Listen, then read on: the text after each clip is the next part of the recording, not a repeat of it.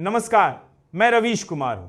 चलिए बहुत कम समय में पूरे देश और दुनिया की खबरों पर नजर डालते हैं। तो आइए आज के मुख्य समाचार में देश भर की तमाम बड़ी खबरों को जानते हैं। मैं आपसे हाथ जोड़कर विनती करता हूं कि इस वीडियो को अंत तक देखें और हमें समर्थन करने के लिए हमारे चैनल को सब्सक्राइब करें। और आप हमारा वीडियो कहां से देख रहे हैं कृपया कमेंट बॉक्स में जरूर बताएं।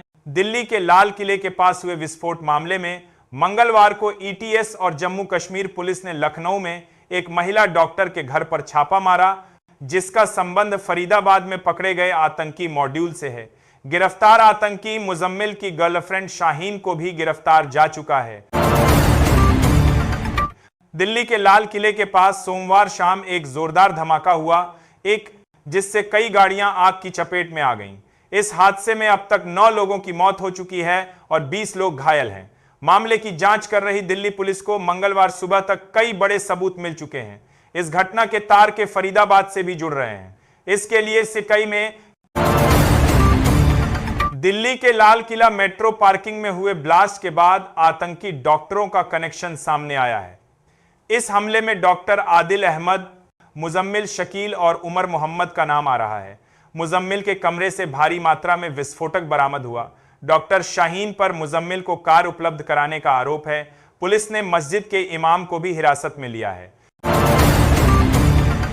10 नवंबर 2025 को दिल्ली के लाल किला मेट्रो स्टेशन के पास एक कार में धमाका हुआ, जिससे दहशत फैल गई। धमाके में 9 लोगों की मौत हो गई और 20 घायल हो गए। धमाका इतना तेज था कि आसपास की गाड़ियां क्षतिग्रस्त हो गईं। पुलिस और सुरक्षा एजेंसियां मामले की जांच कर रही हैं। गृह मंत्री अमित शाह ने घटनास्थल का दौरा किया और घायलों से मुलाकात की। दिल्ली में दहशत फैलाने की साजिश में शामिल डॉक्टर मुजम्मिल गनई के परिवार वाले हैरान हैं। फरीदाबाद में उसके ठिकाने से विस्फोटक बरामद हुए हैं।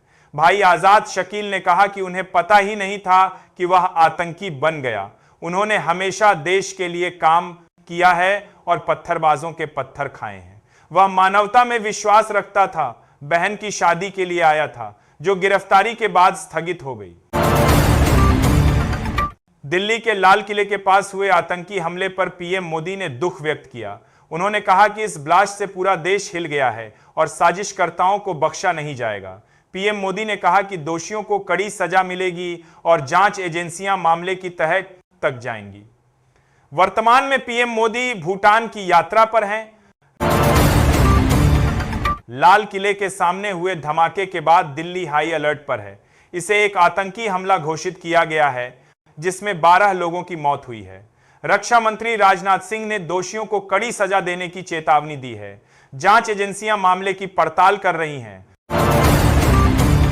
दिल्ली में लाल किले के सामने हुए धमाके में 9 लोगों की मौत और 20 घायल हुए हैं। धमाके की शुरुआती जांच में कई चौंकाने वाले खुलासे हुए हैं। दिल्ली और मुंबई में पुलिस हाई अलर्ट पर है। इस धमाके का फरीदाबाद में 2900 किलोग्राम आरडीएक्स की बरामदगी से संबंध होने का संदेह है। कार चालक की पहचान पुलवामा के डॉक्टर उमर मोहम्मद के रूप में हुई है। दिल्ली ब्लास्ट। दिल्ली में लाल किले के पास हुए धमाके के बाद केंद्रीय गृह मंत्री अमित शाह ने 11 बजे एक उच्च स्तरीय बैठक बुलाई थी। इस बैठक में केंद्रीय गृह सचिव, आईबी निदेशक, दिल्ली पुलिस कमिश्नर, एनआईए के डीजी और जम्मू कश्मीर के डीजीपी वर्चुअली जैसे शीर्ष अधिकारी शामिल हुए हैं। बैठक की अध्यक्षता गृह मंत्री अमित शाह कर रहे हैं। दिल्ली के लाल किला मेट्रो स्टेशन के पास एक कार धमाके में कम से कम 9 लोगों की मौत हो गई और 20 घायल हो गए। पुलिस जांच कर रही है कि यह आतंकी हमला था या नहीं।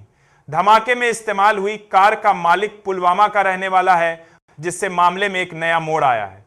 पुलिस ने यूआफए के तहत मामला दर्ज कर जांच शुरू कर दी है।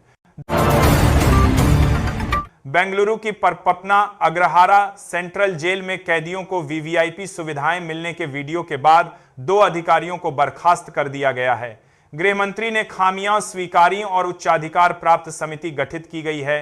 वीडियो में कैदी मोबाइल फोन का इस्तेमाल करते दिखे, जिनमें आईएस आतंकी भी शामिल है। भाजपा ने कांग्रेस सरकार पर आरोप लगाते हुए इस्तीफे की मांग की और एनआईए जांच की मांग की।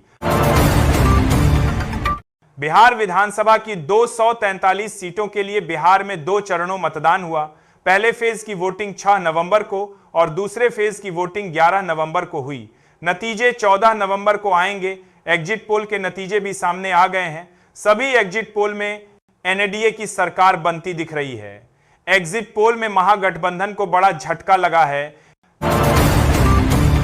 बिहार विधानसभा चुनाव के दूसरे चरण का मतदान संपन्न हो गया है, जिसे मतदाताओं ने पूरे उत्साह के साथ मनाया।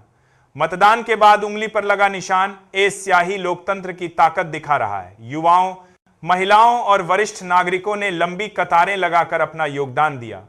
कई सीटों पर मतदाताओं ने नदी पार करने और लंबी दूरी पैदल चलने जैसी बाधाओं को पार कर भी मतदान किया, जिससे यह स्पष्ट होता है कि वे अपनी सरकार चुनने के लिए पूरी तरह सजग हैं। जेपी एसोसिएट के अधिग्रहण जेपी एसोसिएट्स एक्विजिशन में वेदांता को पछाड़कर अदानी एंटरप्राइजेज सबसे आगे है। वेदांता की 12,505 करोड़ की बोली के बावजूद अदानी की त्वरित भुगतान योजना ने उन्हें मजबूत दावेदार बना दिया है। छड़दाताओं की समिति सीओसी ने अदानी की योजना को उच्च दर्जा दिया है, क्योंकि उन्होंने 2 साल के भीतर भुगतान का प्रस्ताव रखा है। वेदांता ने कितने समय में किस्तों में भुगतान की बात कही है, जानते हैं? दिल्ली में लाल किले के पास धमाके के बाद भारत ने संयुक्त राष्ट्र में आतंकवाद के खिलाफ आवाज उठाई। राजदूत पर्वतनेनी हरीश ने पाकिस्तान पर सीमा पार आतंकवाद और हथियारों की तस्करी का आरोप लगाया। उन्होंने कहा कि आतंकी गुटों को हथियार पहुंचाने वालों के खिलाफ कार्रवाई जरूरी है। भारत ने हथियारों की तस्करी रोकने के लिए अंतर्राष्ट्रीय सहयोग और सख्त उपायों पर जोर दिया। भारत आतंकवाद के खिलाफ लड़ाई में प्रतिबद्ध है।